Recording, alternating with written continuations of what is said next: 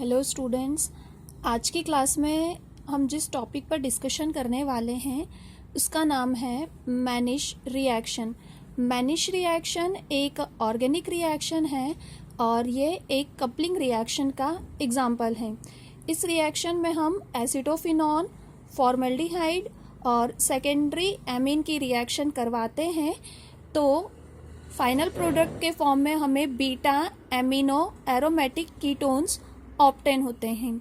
आइए इसकी रिएक्शन को देखते हैं। सबसे पहले हमने लिया है एसिटोफिनॉन। एसिटोफिनॉन की रिएक्शन हम करवाएंगे फॉर्मल्डिहाइड के साथ में, साथ ही साथ यहाँ पर हमने लिया है सेकेंडरी एमीन। इन तीनों की रिएक्शन जब हम आपस में करवाएंगे तो यहाँ पर देखिए CH3 है, मिथाइल ग्रुप है। मिथाइल ग्रुप में से एक हाइड्रोजन रिमूव हो जाएगा, यहाँ से एक हाइड्रोजन निकलेगा। फॉर्मल्डिहाइड में से एक ऑक्सीजन और सेकेंडरी एमीन के साथ जो नाइट्रोजन के साथ में जो हाइड्रोजन अटैच है वो यहाँ से रिमूव हो जाएगा। इस तरह से यहाँ से एक वाटर मॉलिक्यूल मतलब H2O मॉलिक्यूल रिमूव होगा। तो तीनों एसिटोफिनॉन, फॉर्मल्डिहाइड और सेकेंडरी एमीन आपस में बॉन्ड का फॉर्मेशन कर लेंगे। इस तरह से बनेगा C6H5 C double bond O, यहाँ से एक हाइड्रोजन निकला है इसलिए बचेगा CH2। देन फॉर्मल्डिहाइड का CH2, यहाँ से हाइड्रोजन निकल गया है तो बॉन्ड का फॉर्मेशन होगा नाइट्रोजन के साथ में। नाइट्रोजन के साथ में दो एल्काइल ग्रुप्स अटैच हैं। इस तरह से बना beta amino aromatic ketone, plus यहाँ से एक वाटर मॉलिक्यूल बाहर हो जाएगा।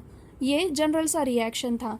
बीटा एमिनो एरोमेटिक कीटोन किस तरह से बन रहा है, अब इसकी मैकेनिज्म को देखते हैं। तो मैकेनिज्म में सबसे पहले हमने यहाँ पर लिया है फॉर्मल्डिहाइड। फॉर्मल्डिहाइड की रिएक्शन करवा रहे हैं सेकेंडरी एमीन के साथ में। तो यहाँ पर जो कार्बन और ऑक्सीजन के बीच का डबल बॉन्ड है वो बॉन्ड हम ब्रेक करेंगे। जब बॉन्ड ब्रेक होगा तो कार्बन पर पॉजिटिव चार्ज आ जाएगा और ऑक्सीजन पर आएगा नेगेटिव चार्ज। नेगेटिव चार्ज आने के बाद में कार्बन नाइट्रोजन के साथ में बॉन्ड का फॉर्मेशन कर लेगा। इस तरह से कार्बन और नाइट्रोजन के बीच में आ जाएगा सिंगल बॉन्ड। सिंगल बॉन्ड आने के बाद में ऑक्सीजन के पास है अभी नेगेटिव चार्ज, तो ये जो नाइट्रोजन के साथ में हाइड्रोजन अटैच है ये चले जाएगा इस ऑक्सीजन के पास में। इस तरह से यहाँ पर आ जाएगा OH नेगेटिव हाइड्रोक्सिल आयन और हमें फाइनली आयन A ऑब्टेन हो जाएगा। नेक्स्ट स्टेप में जो हाइड्रोक्सिल आयन है वो कार्बन के साथ बॉन्ड ब्रेक कर लेगा और सेपरेट हो जाएगा और नेक्स्ट स्टेप में हमें मिलेगा आयन B। ये प्राइमरी स्टेप थी या फर्स्ट स्टेप थी। सेकेंड स्टेप में एसिटोफिनॉन की रिएक्शन हम करवा रहे हैं इस हाइड्रोक्सिल आयन के साथ में। हाइड्रोक्सिल आयन के साथ में रिएक्शन करवाएंगे तो यहाँ का जो हाइड्रोजन है, हाइड्रोजन बॉन्ड ब्रेक करेगा और ये हाइड्रोजन अटैच हो जाएगा इस हाइड्रोक्सिल आयन के साथ में और इस तरह से बनेगा सेकेंडरी स्टेप में वाटर मॉलिक्यूल। अब यहाँ से हाइड्रोजन गया है तो कार्बन के पास वैलेंसी क्रिएट हो जाएगी क्योंकि अभी इसके पास तीन ही हैं।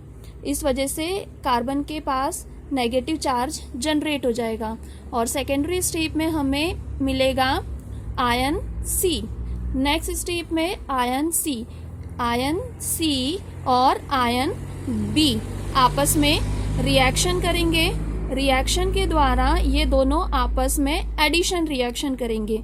एडिशन रिएक्शन के थ्रू कार्बन और कार्बन के बीच में आ जाएगा सिंगल बॉन्ड और ये दोनों आपस में अटैच होकर बीटा एमिनो एरोमेटिक कीटोन का फॉर्मेशन कर लेंगे। इस तरह से मैनिश रिएक्शन का फाइनल प्रोडक्ट ऑब्टेन हो जाएगा बीटा एमिनो एरोमेटिक कीटोन।